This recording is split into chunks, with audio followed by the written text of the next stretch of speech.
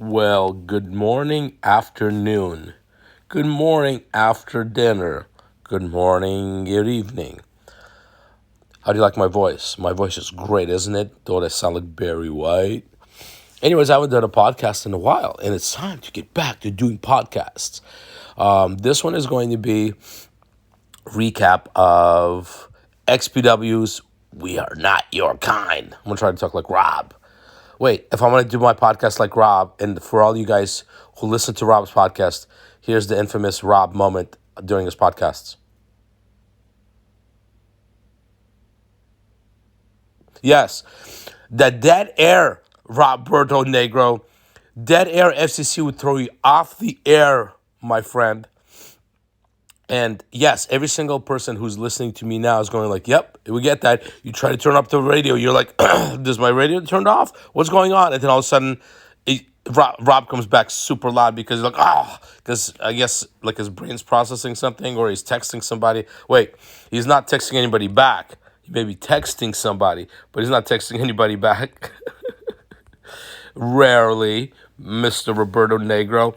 Anyways, this is not make fun of Robert Zuccari, Rob Black. This is about XPW's We Are Not Your Kind recap, and I've waited a few days to do it because I've been swamped. I flew back a Sunday night, and today is Thursday, and I've been on the go. Yesterday I didn't get home till 5 a.m. from a shoot with this girl that I never shot before. It's Peyton Presley and Kaylee Page. And Peyton Presley is like incredibly hot. And then this girl walks in and is like, what the F is going on here? This girl is crazy hot, crazy cool. So we shot for a while. Took a while to set up because half the studio is like a shit show over there. So once we set up, we shot, got home, and woke up this morning at 11:30 in the morning. I usually wake up 6:30 in the morning without an alarm clock. But since didn't go to sleep till 5:30, that 1 hour was not going to be enough for my body to just be like, whoop, rejuvenate and be up. So I'm up now. It's 11:30 in the morning. 6 hours later, I'm ready to go. Wanted to do this podcast before my day gets completely busy. Wanted to talk about We Are Not Your Kind, and from my perspective, and just a little bit of my journey to get there. So it's funny because a few weeks before the event, I'm like, am I going? Am I not going? I'm not sure, because Rob's the one that facilitates people coming out and approval and whatever else. So I text him and I'm like, hey, am I coming out? Because I need to like figure out my game plan, my life and stuff like that. His exact message was, stop asking me. You're at all the shows. You're the great Slava. Okay, he likes to put me over because he thinks I'm an emotional mess. So he likes to put me over to make me feel better. And he's absolutely correct. He's absolutely correct. I should have Rob on my podcast because think about it. If he comes on my podcast, the stories we could share from the Xtreme days, yowza, yowza, yowza. Anyways, let's get to the show. So I wind up driving myself to LAX and parking in the parking structure. And as I'm standing there in line, there's like this super hot like woman with an accent and her girlfriend. And she sees my beanie that says RussianViking.com, which is, by the way, the YouTube channel, RussianViking.com. It's the new YouTube channel that at some point hopefully get enough subscribers to monetize it, because the other two channels I run are so adult friendly. They're YouTube not unfriendly, so can't monetize those channels. Anyways, she sees that and she's like, are you Russian? And I go, da. And yeah, she was like this very nice, hot lady from Russia. She lived in Canada, recently moved down to the United States for her business, and we had a nice chat. Well, speak of the devil, that was actually Roberto Negro. And when he calls, you pick up. Because if you don't pick up, you know what happens. He just won't call you back. So if you get him on the phone, you got to make it happen. So the podcast had a little break. Talked to Rob about a few things. and moved on. So, anyways, what uh, what uh, what got me excited this morning was before I go into my experience at We Are Not Your Kind. I'll go on Instagram while I'm pooping, and there's Slack with Zandig, like a whole little vignette thing. Again, who fucking knows? Who shot it? Who edited it? I don't know. Trust me, I wished Zandig was the fucking special guest. Motherfucker. That would be like fucking insane. But who knows? I mean, I don't fucking know. I'm still always in the loop. I'm in the loop for most of the time until I get there and then I see certain wrestlers. I'm like, oh shit. But that got me all excited because I was partially part, a little bit of XPW, like on the outer circle of XPW. Just shooting like ringside stuff. My brother and I doing their official fan side and just shooting a bunch of stuff for them. So I was a huge XPW fan back then, and CZW and them that obviously had the insane rivalry where CZW guys were coming over to XPW and so on, and then doing the show Hostile Takeover in Philly at the ECW/CZW arena. We were there. My brother and I were actually there at the first show in Philly. So just to even see Schlack fucking talk shit to Zandig was priceless. So if he's the special fucking partner, the internet will explode. I mean, seriously, will explode. I highly doubt that's the case. But if it is, oh my freaking Lord, that would be fantastic. If that could be pulled off, Rob fucking pulled off a coup. I mean, that would be fantastic. But anyways, I doubt it. So let's get to We Are Not Your Kind.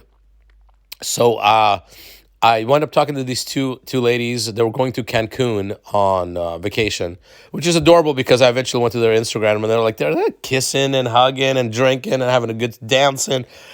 Wonderful, wonderful people. They picked my brain the whole time in the shuttle towards the airport, and we actually were going to the same United Airways. So I think it's United Airways. So we wound up talking for a while about what I do and things like that, and they eventually sent me. Maybe it's her wife. Her wife DM'd me a picture of her and me at the airport. So what I'll do is I'll post that picture at some point on my Instagram. My Instagram is I am Sliven. I am Sliven. Instagram. Go check it out. So the flight was only like 4 hours, 4.5 hours, which is crazy how fast the flight was. And United's great. Holy moly. You get TVs there. You get all the movies. So I watched a couple of movies. I landed around 8:30, I think. So I get to the hotel, and I'm texting Rob. I'm like, hey, what room do I have? Is my name on the room? I get a text back. You're rooming with Big F and Joe. And I'm like, oh, shit. Oh, mate, you my roomie? Yeah, perfect. I love Big F and Joe.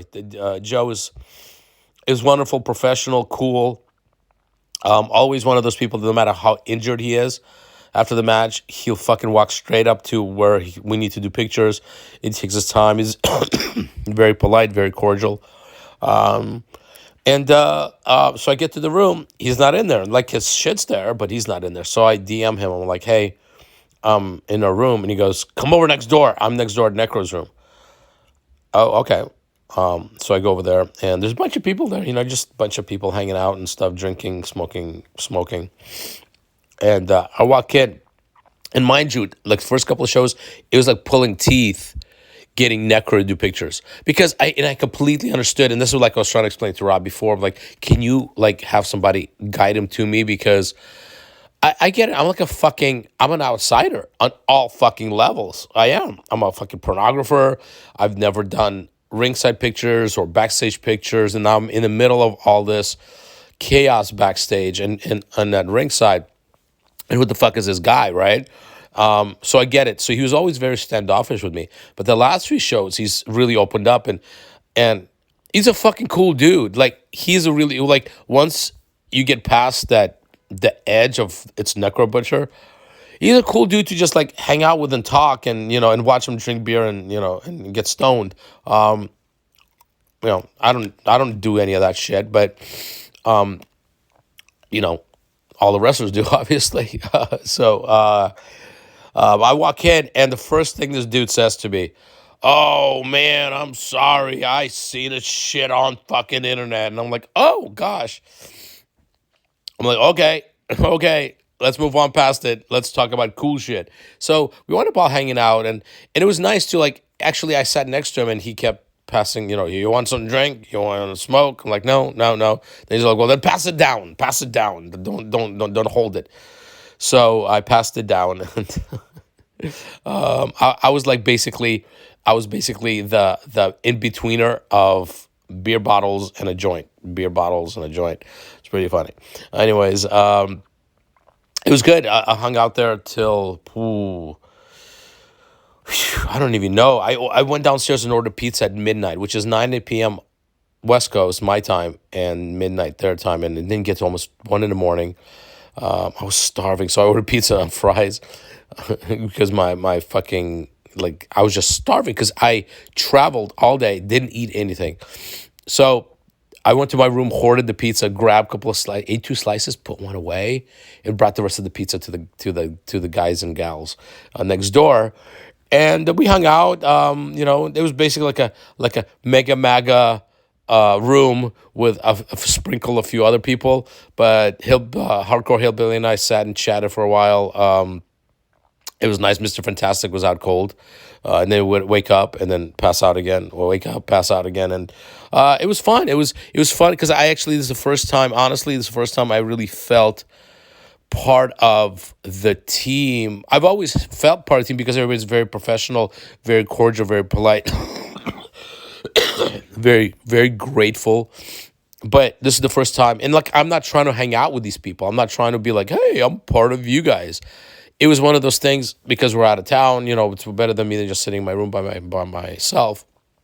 So it was nice to have that camaraderie with the guys, and the girls. Eventually went to my room after I gave him the pizza, like, I don't know, 2 in the morning or something, and I was in the search for a camera battery for my DSLR because I let somebody borrow 2 batteries and 2 chargers. Never saw them again, and so I was stuck with 2 batteries and 1 charger. So on Friday morning, I'm Best Buy by my house, Target by my house, Best Buy by LAX. Nobody has this fucking DSLR battery. So I have to fly. I'm like, 2 might be okay because one dies, the other one's already charged, so I throw the new one in, the charged one in, and I put the other one on the charger. But I'm going, like, what if the one that I'm using dies quicker than the one that's charging? Then I'm fucked. So I spent literally that Saturday morning and early afternoon scouring Newark, New Jersey for batteries. And luckily at 4:30 p.m., I'm at the venue setting up all the lights, and I find a Best Buy. Shit you not, with one left, and had somebody, Chad Minnis, as the Rob likes to call him, got one of his guys to drive me to Best Buy, and the whole time I'm going, like, this is bullshit. It's not going to be there. It's not going to be there. And it was there. So, like, all the stress and anxiety was lifted because I'm going, God forbid I run out of batteries during a fucking main event of Maximum Bleeding. So I got back, threw it on the charger, and I got there, like, to the venue, I think around 1. I wanted to be there super early. I wanted to make sure that I had everything set up for hours leading up to it. So if somebody's ready for pictures, boom, pictures. Somebody ready for me to do a light test, boom, light test. So I was ready to go. And by the time the meet greet started, I was like, fuck it, let me just go outside to shoot some video. And I shit you not, I run into 2 guys. God, I wish I remember their names. I have them, my Instagram and Facebook. But they made me 2 action figures of me. I'm a fucking photographer. And they're like, Slava, we got something for you. I'm like, what? 2 action figures. I'm gonna post that video at some point. I have to. It's so fucking cool. So yeah, they gave me an action figure. Each one made me an action figure. It was really cool. One was an old Hasbro style one. So badass because, like, it's like old Hasbro style one. Got a beard, got a belly, got all the shit. Just me. It's me. It's my action fucking figure that I gotta put up on my mantle. And if you guys are listening to this, thank you so much. Like, uh, it, the few people that know what's going on in my life, it's been a fucking nightmare for the last few months, the last few weeks. So XPW is always something that's uplifting to me, fun and escape from the real world. And when you have fans come up to you and bring you stuff. And how many came up to me congratulating me on the Hall of Fame? I shit you not. I had so many fans, probably a dozen fans come to me. Oh, hey, well, congratulations on the Hall of Fame induction. You deserve it. Your fucking work as doing wrestling photos is amazing, and it's nice. I don't do it for that, but the validation is nice sometimes when people see your hard work and what you put in. It was cool, and I'll tell you, oh my gosh, when I walked into on the Friday night, when I walked into the room, no, that wasn't Friday. I'm sorry, that was in the locker room. Fucking Danny Manchichi in front of everybody's all like, "Hey, everybody, you need to stop for a second and acknowledge it's our pleasure to have pictures taken by the AVN Hall of Fame director." I shit you not. He says this, and everybody starts clapping. Everybody starts clapping, and they're like, start chanting, Hall of Fame, Hall of Fame. And Danny's like laughing and like having a good old time. They're all like fucking trolling me and shit. And I'm like socially awkward where like I'm shy. So now I'm just like, oh my God, thank you so much. But like I want to crawl into a fucking ball and die right now because it's hilarious that they're all chanting these amazing athletes and shit. And they're like, chanting Hall of Fame for me, which is nice. It's a nice gesture, ever since I got into the Hall of Fame, just the amount of praise and amount of people reaching out to me to congratulate me, priceless. It really is priceless. That means more sometimes than the induction itself. So the show starts, and I'm fucking running around shooting, because basically the way the hard ballroom is set up, you have the ring downstairs and you have the balcony above the ring, and upstairs is where the wrestlers are. So there's a women's room for women to change, so they have their own private room, and then the guys are pretty much like in the guys' bathroom and in the long hallway. And I sit up at the end of the hallway, the pictures, and the hallway is it's maybe 8 feet wide. So now I have to set up all my shit and the backdrop and backlights, and it's brutal. And then all the wrestlers are there talking, and then you get like fucking stragglers who want to hang out and talk to the wrestlers who are like their friends or family or whatever it may be. So it's tough, it's fucking tough. And I would run back and forth, to do pictures down there. I would hear the music play. That means somebody's coming out, so I would run downstairs to do the ringside pictures.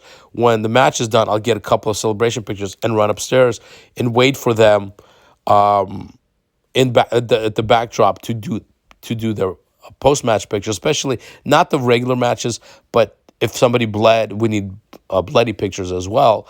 So it's just constant go. I wish I had a wrangler of wrestlers that could be like, go over here, go over here, go over here. I don't. It's just me. The show was the crowd was packed.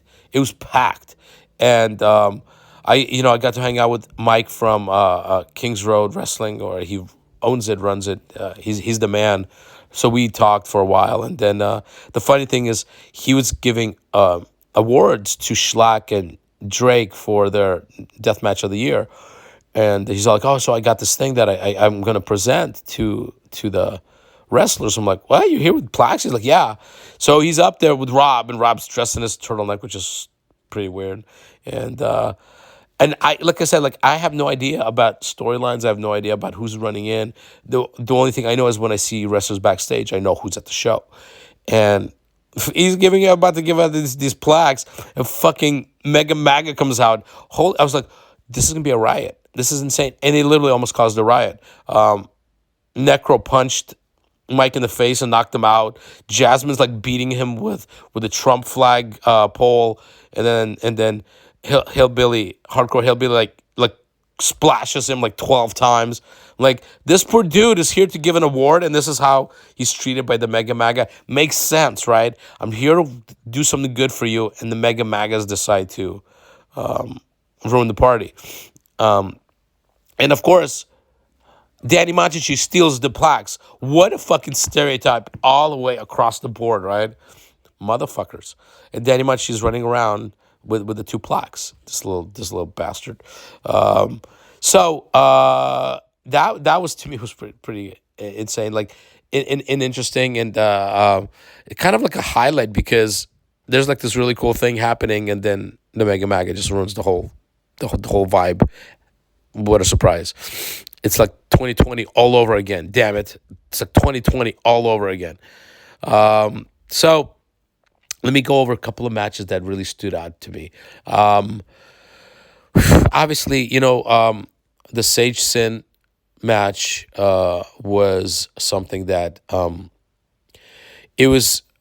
I love watching her wrestle, and I love the fact that she was the first person to ever acknowledge me at ringside during a match. Where last show in Jersey, she was yelling in my face and pushing me because I was in her way.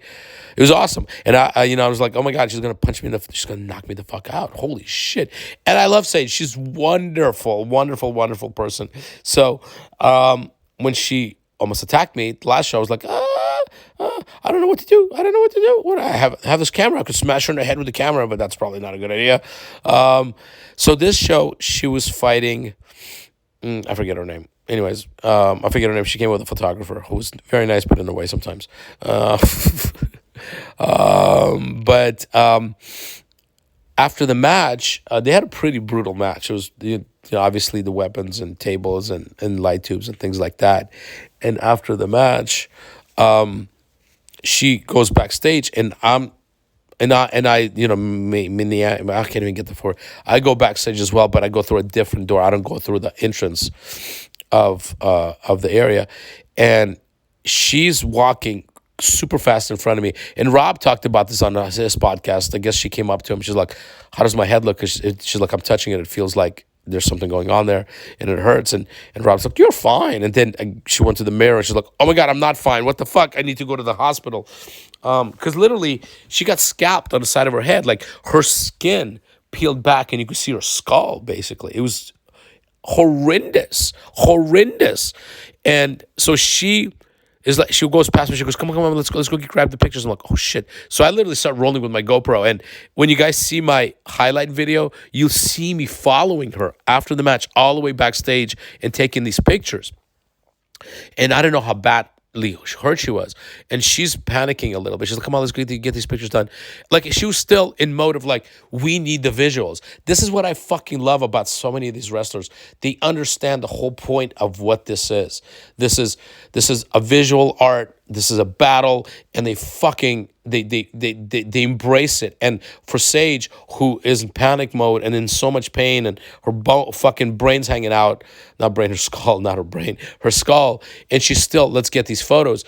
And it puts pressure on me because the exposure at the ringside is completely different exposure at backstage, because it's completely two different lighting setups. I have to readjust my exposure. So I'm just like fucking running around like, oh shit, I got to get the exposure done because I don't know how badly she's hurt. So she takes her hand off, and I'm like, oh my fucking God. So grabbed a handful of pictures, and she ran past me to the bathroom to take care of the wound. And I'm just like, holy shit, did this just happen? And I'll be completely honest, I got very emotional. I'm a very emotional person. I don't like to see people in pain. I don't like to see people cry. When people get like homes redone on, was that Xtreme Makeover Home Edition or Undercover Boss, I cry like a baby. And I got very emotional. I couldn't even hold back like my emotion, because I love her. She's such a wonderful, wonderful person. And to see her in that mode, it scared me for her, and then it made me very emotional because I didn't want to see her hurt like that. And I had to step away for a few and just to calm myself down, because I was like so worried for her. And then she went to ER, and I guess she was at the ER till like 7 a.m. One other, maybe I'll just talk about like the the highlights, because there's so much to talk about during the show. One of my highlights is one of the wrestlers that I fucking adore for their personality, how gracious they are, their professionalism, how they're constantly finding the camera, my camera, and obviously the video camera, but mine. Like if they see me setting up, they'll make their way towards me. Everything about them, their look, Lindsay Snow. Holy shit, this fucking woman. Like, to me, it was really cool because she's fighting Ludark Shaitan, right? Two women that, if I had my top 10 of people in XPW, they're like pretty high up. I mean, every single person there is wonderful. They are just because I have more interaction with them. And Lindsay's always asking me like, "Hey, what can I do better? How was that? Was that good?" She's very much about the whole process, in which I fucking love. And so I'm setting up my camera, and all of a sudden, from the ring, I hear Slava, Slava, and at first I was like, "Oh my god, am I dreaming? Is Lindsay Snow yelling my name? What is happening here?" And then I look, and no, she's not yelling my name because I'm dreaming. She's yelling my name because she's about to stab Blue Dark Shaitan in the head with a bunch of fucking tattoo needles. And I'm like, holy shit, I need to get the shot. So I go over there, and she's staring at me, and she's like, Slava. And she's stabbing Blue Dark in the fucking Slava. And I'm like, is she flirting or is she threatening me? What's happening here? I'm really fucking confused. But I'm like getting the shot. And then she pulls one out with her fucking teeth out of her Ludark's head and like crawls towards me. And I'm like, that's the shit. This woman fucking gets it. And this, like I said, like, this is why I adore her, because she gets it. She understands the whole point of what all of this is. It's wonderful. The chaos and the battle and everything that comes along with what goes on in the match. But you want to capture a moment in time. And this is why stills are so fantastic, is that you're capturing that moment in time. Video moves, and it's gone. And video's fucking gorgeous. Motion pictures, beautiful. That's still, though, if you catch the right moment, the right expression, the right look in the eye, the right composition, it all fucking just bam. And that's why I'll make pictures sometimes black and white and a little bit of stuff to them. I don't want to give it away because a lot of fucking wrestling, quote unquote, photographers are trying to do black and white pictures now, but they don't fucking get it. Just because you desaturate a fucking image does not make you a black and white photographer, you fuck, or a dramatic photographer, or anything but a guy who has a digital camera, doesn't know how to use a fucking light meter, but takes the desaturation down and is like, look, I take black and white photography. Fuck you, no. So there you go. Fuck you, no. Getting back to the topic at hand, what is that? What is it they say? Oh my God, parody? No, not parody. Is a sincerest form of flattery or some shit like that. Whatever, something like that. Anyways, yeah. So that match was brutal. They're always like having these insanely brutal matches, bloody as hell, and those needles, man. Like at one point, like when I saw the needles in Ludark's head, I'm like, they're like fucking deep in. They're like, because she's moving around and they're just like hanging. Brr, brr, brr, brr. Talking about getting stabbed in the head. Thomas Latimer was backstage. I'm like, oh shit, he must be the secret Cat Martini, a wrestler guy. That motherfucker is huge. He's fucking humongous human. And let me tell you something. That humongous human with that fucking Hulk body is fucking incredibly polite, nice, cordial, respectful. Shit you not. Maybe it's because he's British. I have no idea. But he fucking is. Like, it's insane. Like, hello, mate. Nice to meet you. Like, oh, fuck all that. Thank you so much for the show. You work really hard. Da-da-da-da. I'll DM you. DM me. Thank you so much. Fucking wonderful. Like, I have nothing but, like, respect for this man. Plus, he's also fucking married to, Camille Brickhouse, and so what the fuck, he's got it all. This motherfucker got it all. Might have to have a battle with him for Camille one day. I'm sure she's not into guys like me, because she's got a guy like that. Anyways, no, he was fantastic, and the thing was, Who would have thought that motherfucker was going to take skewers to the head? Like, that dude's like, that guy, the way he looks, the way he performs, that should be up at the top WWE. The fact that he's in the NWA is awesome, but that dude should be like in WWE. And that dude took skewers to the head. I was shocked. I thought they were going to do some kind of reversal where Masada takes the skewers. Nope. Took him to the head. And that's what's so cool is that when Masada wrestles these high-profile wrestlers, they take the fucking skewers. They take the fucking skewers. It's kind of crazy to me, but they do. And Thomas Latimer took the skewers. And then fucking was dropped on his head with skewers in his head. I'm like, holy Jesus Christ. This is... So to see things like this, only XPW does shit like this. They fucking really do. And like when Rob talks about the back, the roster or the locker room, the dudes, the higher up dudes, like in XPW, they're men. They're men. Legit. Like, they're dudes that, like, if you're gonna go to like some kind of a gang warfare, these are the men. Every single one of them: Schlack, Necro, Masada, Dirty Ron. When he was around, maybe he'll be back. I have no idea. But these dudes are like fucking massive, scary fucking people. And they do some insane shit in the ring. So, sorry, COVID cough. The one match I was really looking forward to was, I've seen a bunch of videos of JJ Escobar on YouTube, and I was curious to see him wrestle and see the insanity that goes into these guys' matches. And you know what?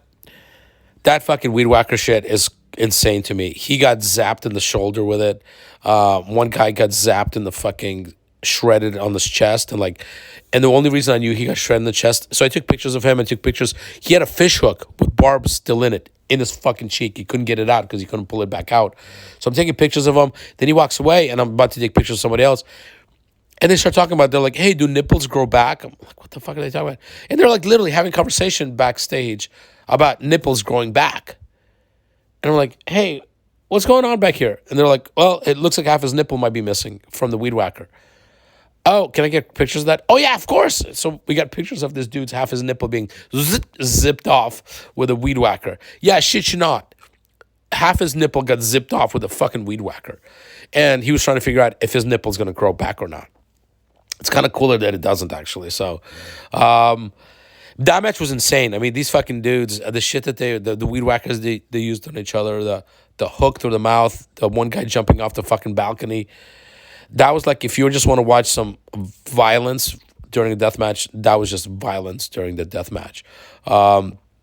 Speaking of violence, that Drake, Big F and Joe, again, these two dudes are so fucking polite, so cordial, so friendly. Drake's always got a smile on his face. He's literally a walking fucking politician. He really is.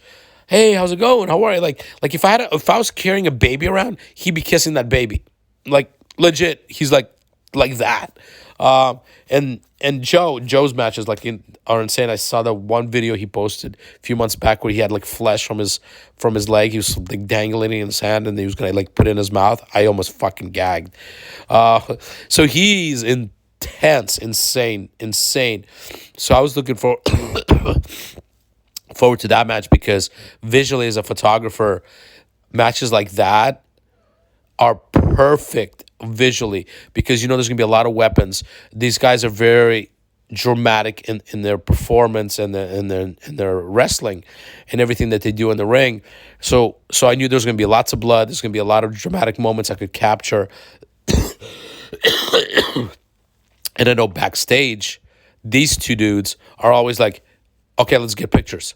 So I'm always getting great images of these guys, because they're always about, let's make sure we memorialize this moment with images.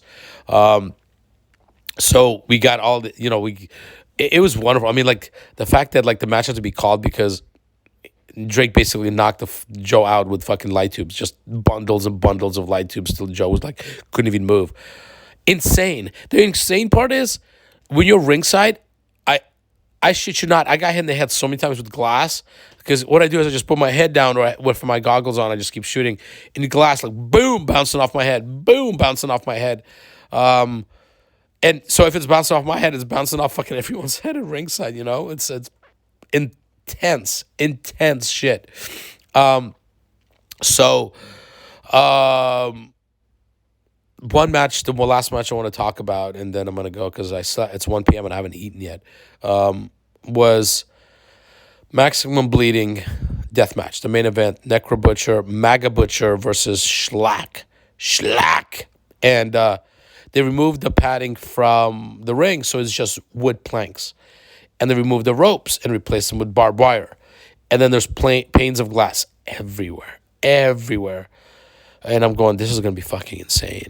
Visually, it's going to be amazing. It's literally a battlefield. And those two, holy shit, there was the first 5, 7, 10 minutes, they fought outside the ring, like in the crowd. By the time they got back towards the ring, they were bloody messes. They were throwing chairs at each other. At some point, I thought one of them was going to pick up one of the fans and like smash a fan over with the other guy's head. It was fucking insane. They threw the referee. It looked like the referee got injured. One of the referees got tossed into Necro Butcher and looked like he was fucking out of it. Couldn't walk. And then they get in the ring, and I'm like, oh, this is a perfect opportunity to get visuals. I mean, like, they're pouring blood. Like, Schlack's hands looked like he's wearing red gloves. There was so much blood on him. And Necro, every time he laid down, you could just see, like, blood sipping out of him. Crazy. So, I'm getting good visuals without trying to, like, fucking get caught up in the barbed wire or the glass. And at one point, Schlack kicks Necro Butcher back, and Necro Butcher falls against the barbed wire, and fucking tears the barbed wire off the thing and goes tumbling down, going, holy shit, his body just ripped the barbed wire. I could only imagine what his body's going to look like after this. And he just tumbles out of the ring. The thump. You're like, holy fuck, he's going to be dead. He's going to be fucking dead. And so I move over there. All the cameras move over there to the side of the ring where he's at. And Schlack picks up this fucking 4x8 pane of glass and throws it down at them. I'm like, what is he fucking doing? If he hit fucking Necro Butcher with an angle, on the angle, he would have decapitated Necro Butcher. Sorry, Maga Butcher.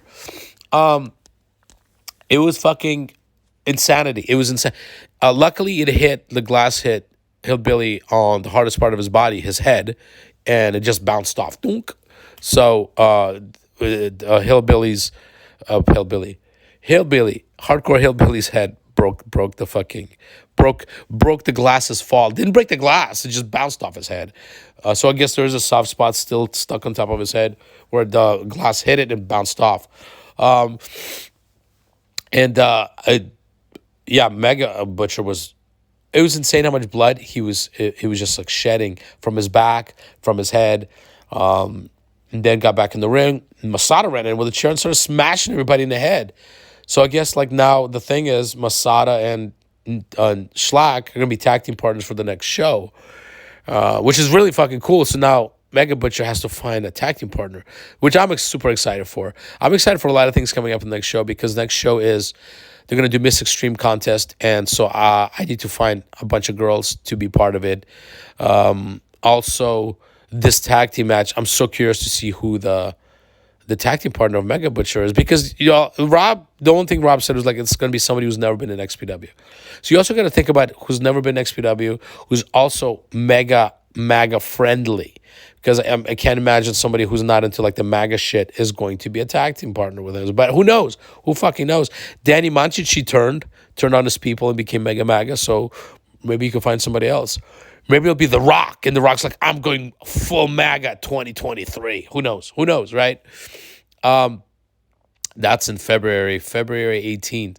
So I have a few friends coming into town. They're going to be at the show. So the show was wonderful. The show was great. I love traveling. I love being at airports. Most people don't. I love that whole process.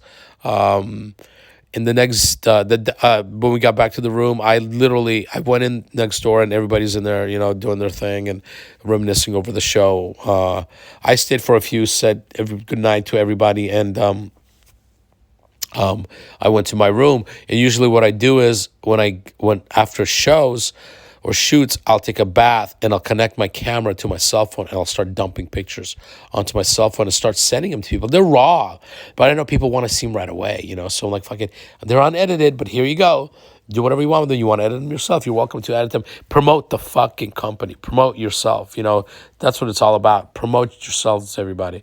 And the one funny thing is, I was the last person besides the ring crew to leave the venue, and I wanted to fucking go home so bad to the room. I left with Rob, Cat Martini, and Rob's cousin, and I'm starving, and I'm like, Cat, Rob's got to buy his food. Rob's got to buy his food. So we go to Sonic, and for all of you who don't know, Rob's insane. Rob's actually very polite. He's very polite, and he was so polite to the drive-through person. Didn't like to be called ma'am. I'm sitting there, I'm like looking at someone going, this is not Rob Black. What is happening here? This is Rob White. Rob White, because he's definitely not Rob Black right now. And he's like, in the drive-thru, it's so funny. He goes, thank you, ma'am. And the speaker comes back on. I'm not a ma'am. There was like, I'm not a ma'am. Sounds like a ma'am. So we pull up and we're like trying to take bets on like what's going to happen. Is somebody going to spit on our food or what? And it looked like a ma'am, but who knows? Maybe, maybe it's not. Maybe that person's not a ma'am, doesn't identify as a ma'am. I don't fucking know. But Rob was polite. I'm sorry, and very polite, very nice. That person had so much fucking attitude. They were looking for a reason to be offended. Like, people like that in fucking real world. They're literally looking to be a fucking offended. Like the 2% of Twitter. They're just waiting to be offended, so they can be like, I'm offended and I'm a victim. Fuck you. How's that? That person, yeah, at fucking 2 a.m. working at a fucking Sonic, yeah, I guess it's your fucking opportunity to fucking feel offended. Somebody calls you a fucking ma'am. Sorry. And being polite about it. Anyways, I wound up sending a bunch of pictures so Ron Niemi now was my roommate because Big F and Joe went somewhere, stayed somewhere in the other room. I get to the room around 3. I'm like, fuck, I'm gonna take a bath, connect the camera, scrap pictures. Shit you not, 4 a.m. Then knock on the door. Hey bro, I need to use the bathroom. I'm like, fuck. So now I have to like rush to get out. I fucking rush to get out of the tub. I spill water all over the fucking floor. I look so the whole floor is covered in wet towels now. And I'm like, this is wonderful. So I get out and he's taking a shit, whatever he's doing in there. And I'm just scarfing up the rest of the fucking food that I bought because I'm so hungry still. Then go to sleep, wake up in the morning, check out of the room, and then I had like 3 hours to kill sitting in the lobby, and then Sage walks up with a bunch of staples in her head. There was 6 or 7 staples in her head to fill in her skull, to cover up her skull. Pretty insane, pretty fucking insane. She had a death match, and then she had another death match at the ER. So we chatted, her, Kyle, Danny Ramirez, and I, and Danny sat on the other side of the table because he's MAGA, and we sat on one table, and had a nice conversation. They left, and we left. Danny and I spent like 3 hours at the airport, and Danny talks a lot. He's really fucking funny, dude. But man, the shit sometimes he says that's so inappropriate in public, you're like, you cringe. He's all like, the whole time. This is Danny Munchichi. If you're traveling with him at the airport, do not travel with him at the fucking airport. Because you know what the whole time he's doing? Hey, Slava, do you think your cock ring's going to go off when you go through TSA? Like literally in front of everybody, we're in line. And then, you put your shit to go through security. And he's all like, in goes to security, goes, hey, do you think his cock ring's going to go off? Do you think his cock ring's going to, should he take his cock ring out? I'm like, oh my fucking God, dude. One, I don't have a cock ring. If I had a cock ring, it would be cock thimble. It wouldn't be a full fucking ring. But anyways, no, I don't have a cock ring. But it was funny. But then you're but also you're just like, dude, enough. There's like people everywhere. So Danny and I spent 3 hours just having a good time, and listening to Danny say inappropriate shit at the airport. And again, this dude, after the show, we're backstage, everybody's cleaning up. I walk downstairs with all my shit and walk into the production area.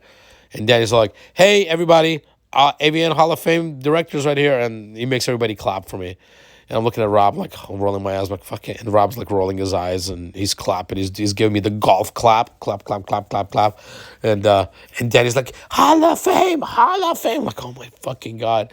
So it was a wonderful, wonderful experience. It was, I always get super nervous before the show. I'm like, am I going to fuck these pictures up? Everything looks great. I did different lighting for the backstage, a little bit to have variety of images.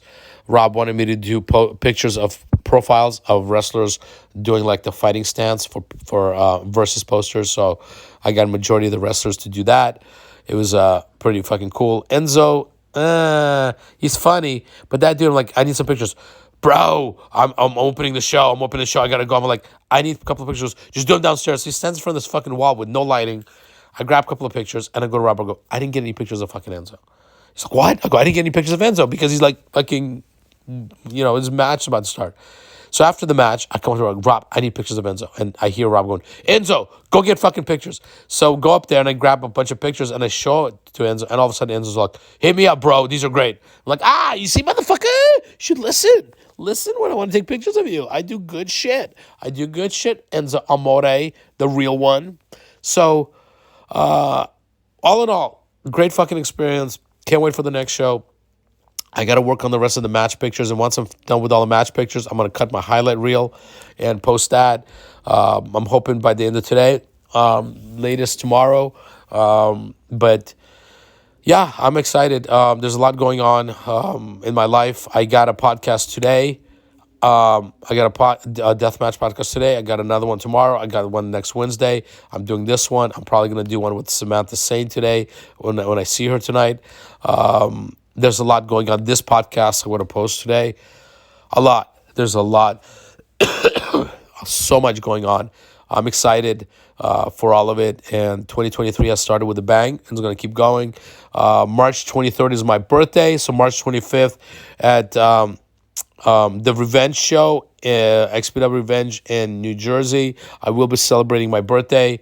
I'm looking forward to it. This is going to be fucking fantastic. And that's it. So I'm out of here.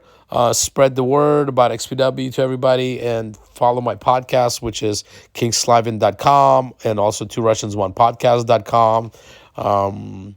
That's it. Everybody have a good time. And then in LA, if you're listening and you're an LA fan, bring fucking signs. Chant.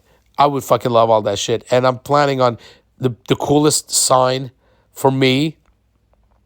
I don't know, like I don't need a sign. I'm a photographer, but there's a couple of fans reached out to me, like, we're gonna make a sign for him. Like, that's cool. That's fucking cool. One awesome, wonderful man made a sign 3 shows ago that said, Ivan and Misha are the best imports from Russia after vodka. Very cool sign. I loved it, and it makes me feel good that I'm doing cool shit. People recognize it. Got a couple of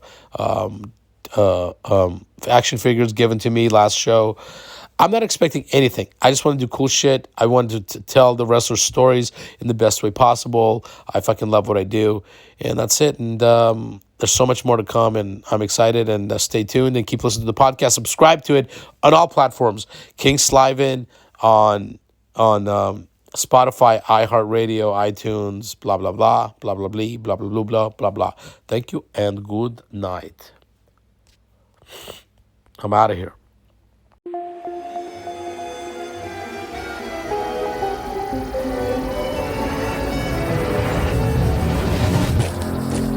In a world ravished by chaos, this land prays for one hero. A couple of Russian dragons unite to conquer America. One dorky adventure at a time. America.